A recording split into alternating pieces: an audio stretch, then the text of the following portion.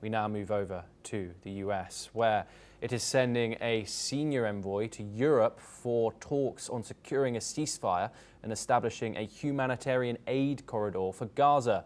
Officials say Steve Witkoff, President Trump's lead negotiator, will travel this week to meet European counterparts with the possibility of heading to the Middle East thereafter. The State Department says Witkoff carries a strong hope of securing a new ceasefire deal and aid flow that both sides have allegedly agreed to do. However, details remain scarce. Officials did not clarify how this initiative ties into the controversial Gaza Humanitarian Foundation, a program backed by the United States and Israel, which has been linked to deadly incidents. We're now joined by our guest, Dr. Alvite Ningthujam, who's a Deputy Director and Assistant Professor at Symbiosis School of International Studies located in Pune. Thank you very much for joining us. How realistic is it, Doctor, that it is to secure such an agreement by Hamas on a humanitarian corridor in this region, especially as the US is a broker and aid distribution as such a contentious issue? Yeah, thanks for having me again this afternoon for the show. Pleasure.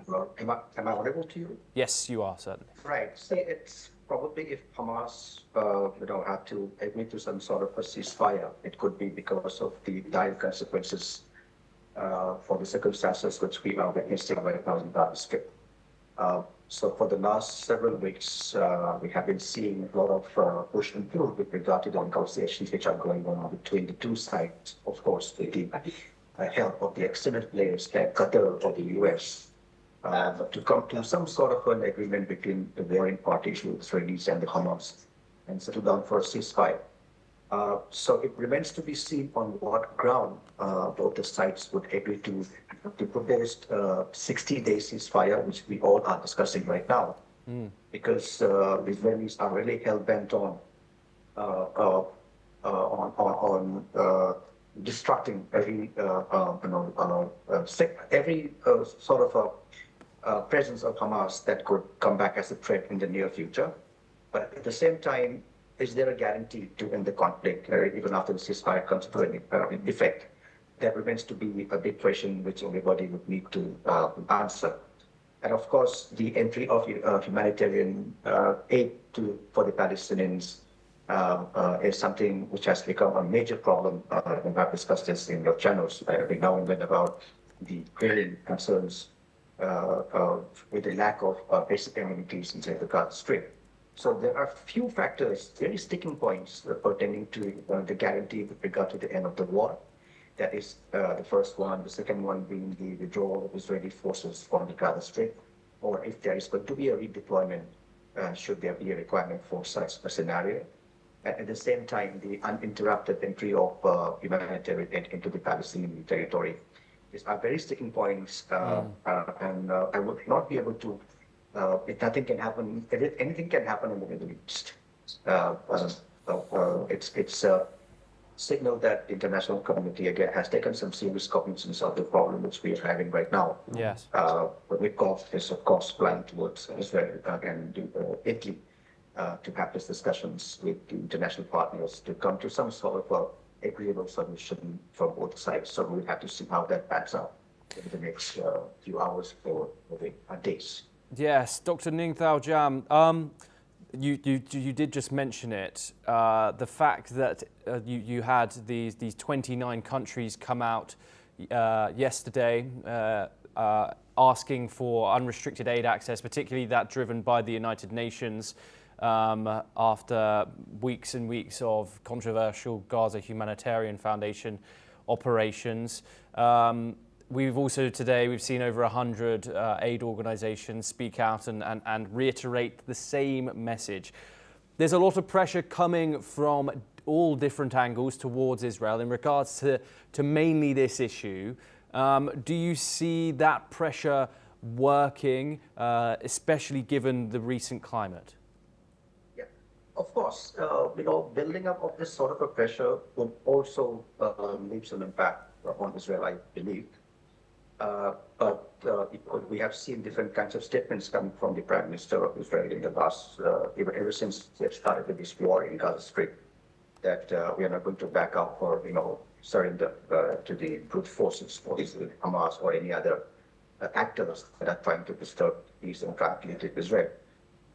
If you look at the trajectory of this conflict since 7th October, in the initial days, there have been many supports, that came in towards the Israeli side because of the nature of how the Hamas had carried forward the attack on the early morning of 7th October. But with the continuation of this assault operations inside Gaza Strip and also the compounding security concerns or the humanitarian crisis inside Strip, there are a lot more challenges there are a lot more pressures which are coming from different parts of the world. So the 29 or the 28 mission steppings coming in the last day or a half, and also about the signal that there are signals given by 100 odd NGOs that there's going to be a severe humanitarian crisis. This could, of course, put some pressure on Israel. But at the same time, if you look at the nature of this conflict this time, it's unlike the 70s, 1973, when they had the October War. Quite a few countries imposed oil embargo on US and unique allies that supported Israel, but that is not the case right now. So you also have seen some sort of differences in the way how the regional countries or the parties reacted to it. And if you look at the countries that have come out, with those statements pressurizing Israel to, improve the humanitarian assistance inside the Gaza Strip, how many of them would matter to Israel, even if they have to put lots of pressure? That is also a question.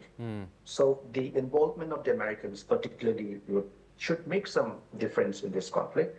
That one country, if you would say, that could make the Israelis, course correct some of their actions could be the United States. I don't know how much of a weight the other countries, but again, to come all at the same time simultaneously without diplomatic pressure or economic pressure could be problematic for Israel, because Israel is constantly in the search for partnerships to enhance their security and strategic partnerships with various countries in different parts of the world. But if these countries have decided to come back with a lot more pressure in the times ahead, that's going to be a little bit of a problem for the Israelis. Yes, indeed. Thank you very much for joining us, Dr. Alvite Ning Thaujam, on the programme. Some great insight there. We now move on once again. China has strongly protested the European Union's